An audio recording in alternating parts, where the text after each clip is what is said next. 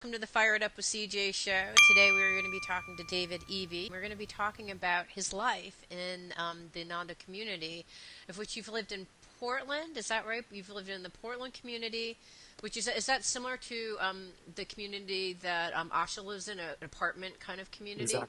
Yes, exactly. Okay, and then you moved to Nanda Village. Is that the Nevada facility? Nevada City, Nevada California. City. Okay, Nevada City, California. So you lived there for how many years? I couldn't tell from your bio. I lived there for 12 years down in California. Wow. Okay. And now you're back in Portland. Is that right? That is correct. Are you living in the Nanda community back in Portland? Yes, I Or am.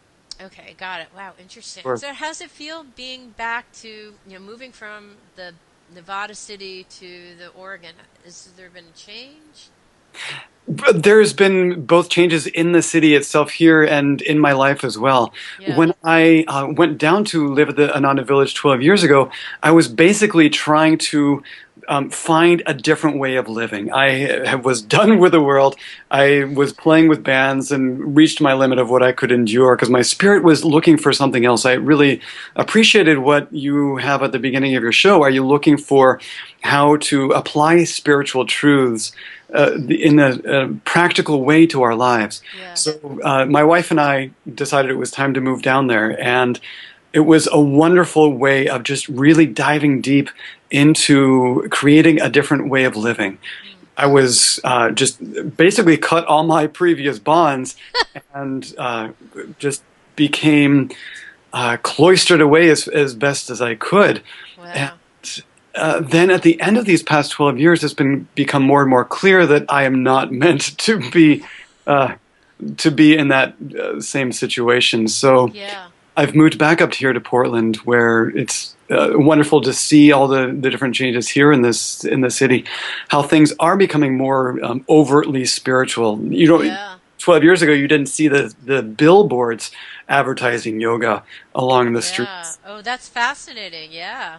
So I can it's see that.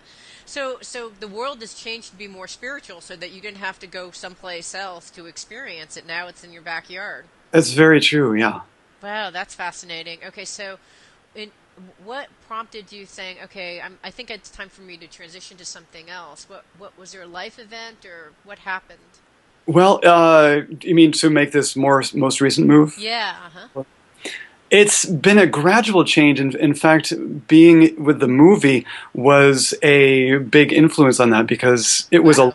that was a life-changing Oh. event. Just being out there and committing a year of my life to not only the filming process, but then also the movie scoring, the film scoring part of it as Uh, well, which was another really deep, incredible experience for me. Then after that was done, it was kind of like, well, I can't really go back to the other things that I was doing. I felt that I was being drawn out to interact with the public on a more direct way. okay, so what are you doing now? What kind of stuff are you So doing with music now? yeah, so I am creating workshops for the inspired musician. Oh, love Taking, it. I'm taking what I have discovered, and in these past 12 years, I basically have been working in a laboratory exploring spirituality and music. And I can't tell you how powerful it is to have a choir of meditators. That's the untrained singers, yeah, Yeah. but they are expert at being able to convey states of consciousness through their voice. And we all know that music has this incredible ability to change our consciousness. That's one of the first things we go to when we need a lift, when we need to calm down, when we need to feel a certain way. And music has this ability to bring forth and channel something greater than ourselves. And so I've had incredible experiences with this music and with these musicians.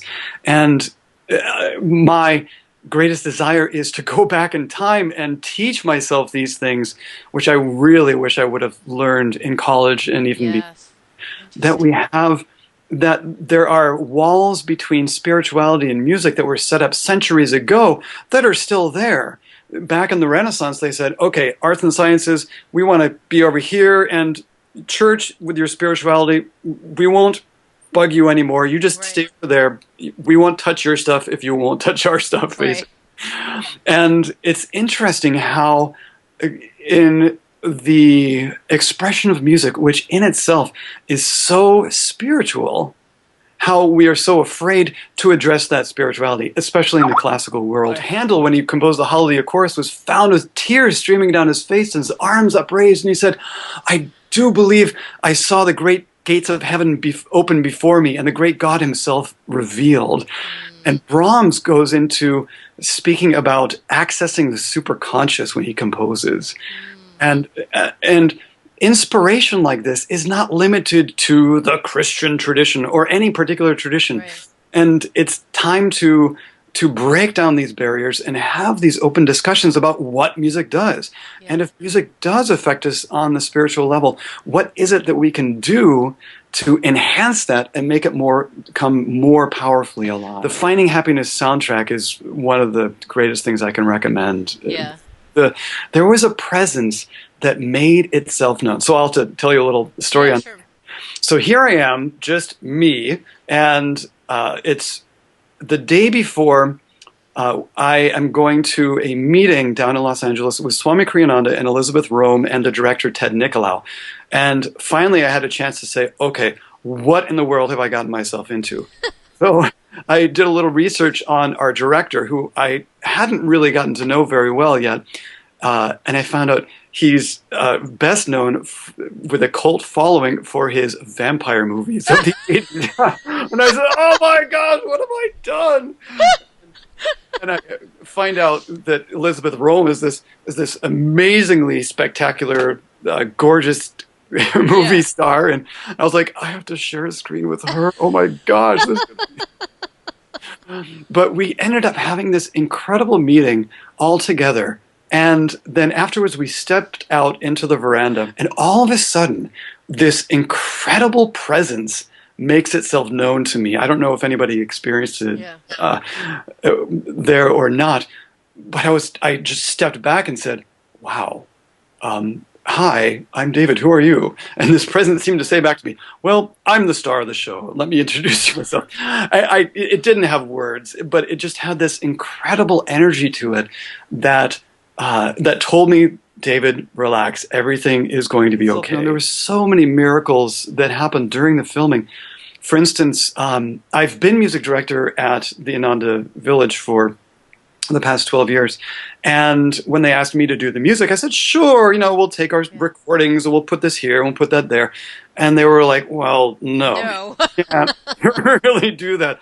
So when they finally came and asked me in earnest, do you think you can do this? Do you think you can apply into every minute music that is appropriate? Yeah.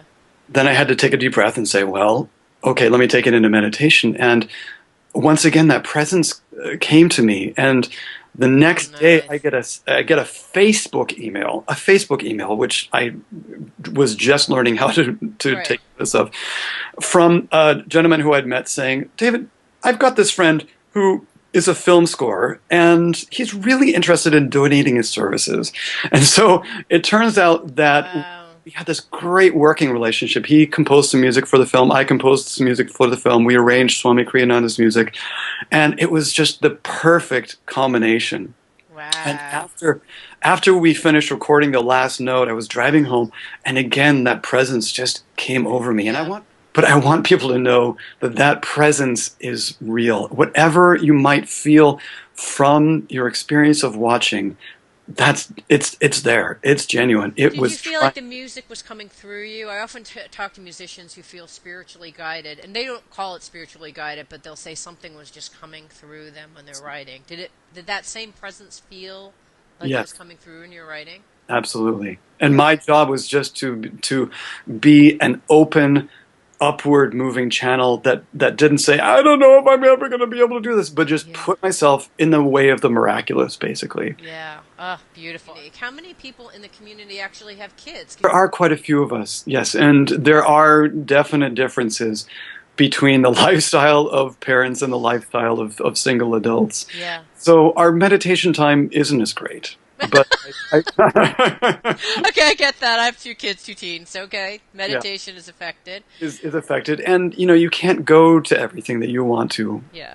But I tell you, the experience that she has had growing up in a spiritual community, she spent those first 8 years there uh, at the uh, at the village with just knowing that everybody was her friend. Yeah. It wasn't like living in a city where you have to say, no, do not talk to strangers. Right. She learned how to read energy at a very young age, and that just gave her this incredible confidence that it's okay to be spiritually open. It's okay to just be talking about God. She goes to a wonderful school, our Living Wisdom School here in Beaverton, which is one of the schools that one of the branches of the schools where she's getting an excellent education, but also the tools that she needs to succeed in the world, spiritually as well as materially. And is that an Ananda school or is that a wow? Okay, got it. So I was going to ask, how does you're out there now in Beaverton and you're seeing all these crazy Nike people running around. Is it Nike or what's I'm not? And then there's a bunch of high tech there. So you have kind of the Oregon equivalent of Asha's Yeah, scenario. it's true. When you look at your life as a parent compared to hers, and we only have a minute, so not a short answer, but when you look at your lifestyle versus other parents out there, what would you say is the difference? Um, Probably just our uh, what we want to emphasize in our lives, what we want to put first, and what we show as important, what we mark as important by how we invest our energy, how we invest our time, how we invest our money, is what Caitlin is going to be seeing. She's going to be picking up those values. And so the emphasis is on creating more harmony. It's not about necessarily about creating more money, but that is a part of our family life is to how to make an income. But yet it's these underlying truths of love, of creating peace, of creating harmony.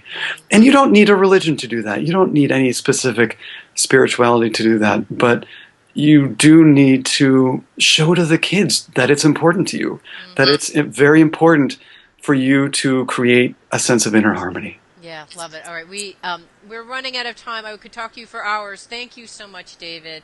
Oh, my DavidEB.com. Wait, what was the DavidEBmusic.com. DavidEBmusic.com, and then you can also go to FindingHappinessMovie.com Yes. to hear your beautiful music that you're talking about. Thank you so much for being here.